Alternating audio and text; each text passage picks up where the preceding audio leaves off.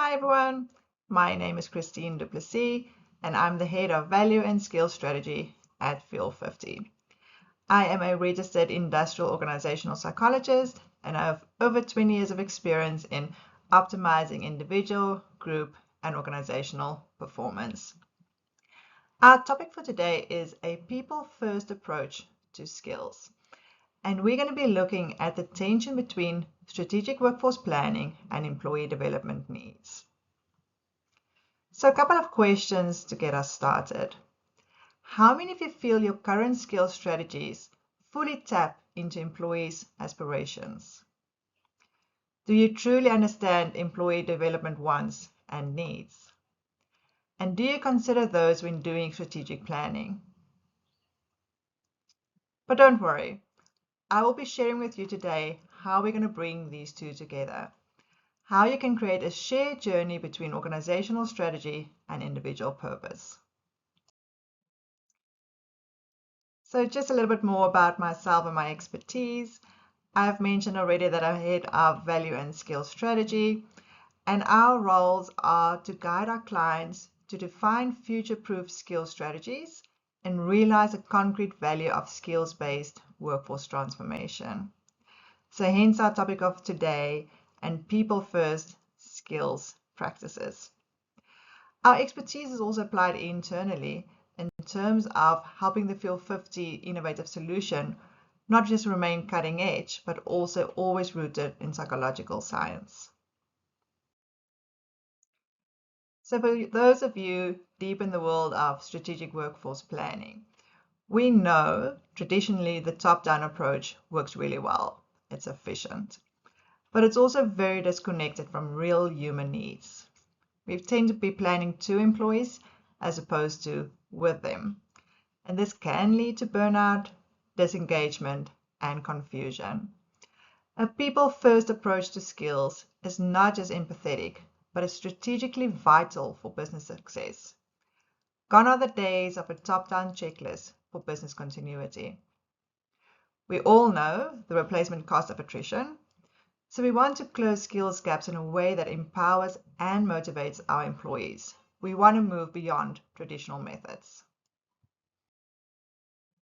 So I want to take a moment and reflect on what is actually wrong with the current traditional top-down approach.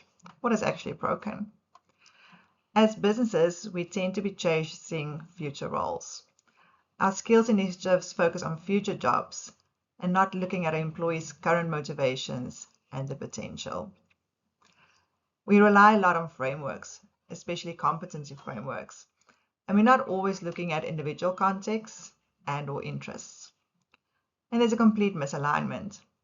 We seek future-proofing, but employees seek meaningful personal growth. How do we get those two to tie together? We therefore recommend the people-first shift. It's time to bridge the gap between organizational strategy and individual purpose. Skill building should and must be a shared journey. When we empower people to build the skills they care about, they'll bring those skills to the business challenges we care about, and we can truly see magic happen. So if we recommend a change in approach, there are essentially 3 shifts we would like to recommend. The first one is moving from roles to relationships. Really encourage your employees to get involved in your skill strategy discussions. Start making these an open forum. Start gathering thoughts, ideas. You'll be really surprised what your employees come up with. Move from gaps to goals. Really understand what you as a business need to achieve, but also understand employee aspirations. Having a tool like a talent marketplace, like Field 50, is incredibly valuable to help you understand your employees. When you add what your business need, you can easily see how you can start aligning those. It is really important to move from planning to partnering, and you need to rely on your managers and also empower them to be those growth facilitators. They ultimately understand really well who's in their teams, what aspirations they have, what skills they have, And they also should understand the business and where it's heading and what those needs are. Based on a 2024 Strategic Education Inc. survey of over 2,000 US employees, it's clear that employees want more than just a paycheck. They seek growth, development, and purpose in their work. I want you to reflect on your most recent employee engagement surveys and see if any of these ring true in your business as well.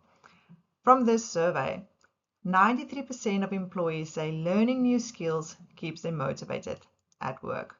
Has your employees reported the same? 91% believe employers should invest in employees' continued education. 74% say the employer provides upskilling opportunities. Notice the big gap there of 26% that doesn't agree with that. And 50% are concerned about gaining skills needed to advance. They might understand what gaps they have, but they might not have a proper plan of actually closing that gap. And that is critical and very, very risky for your business strategy to be achieved. Making sure that you align with your employees and really bring them into this process. We have a couple of recommendations. It's really, really helpful to start focusing on career ladders versus ladders. The old age hierarchical moving up process isn't necessarily all that's required. Employees can get meaningful development and growth in lateral opportunities, interest-based learning path, and they can really expand their skill set horizontally in a very meaningful way. Another option is gigs, so short-term assignments, having your employees sign into opportunities of where they have an interest, something that's going to meet a goal for them as well as align with your business needs.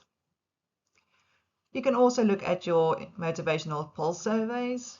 Mentioned earlier, some of these specifically can also sit within a talent marketplace solution. So surveys or tests, etc., can also be done within these talent marketplaces. But it's really important to understand not really just what skills employees want to develop, but where they want to develop them and how it connects to your purpose. Another survey result, again, not a shocking one, a fairly common one. Deloitte did a study in 2023, and they found that employees confident in their growth paths are 3.3 times more likely to stay with their current employer. Again, we know the cost of attrition, so that is such a meaningful number that yet again confirmed. We should be looking at skills data to individualize, not just to optimize. Tracking skills, motivations, and gaps, matching that to business priorities, and really providing personalized development journeys will bring all of this so wonderfully together for you and set your business up for remarkable success. A very simplistic visual to bring this together. Aligning your business needs on the left with your employees' aspirations on the right, and in the wonderful middle part of the sweet spot. And this happens when everything intersects and is aligned absolutely perfectly. As Ian Fulton, CEO of Fuel 50 says, when organizations give employees visibility and control over their own career development, people are more motivated to develop skills that matter, not just to themselves, but to the business. Thank you for listening.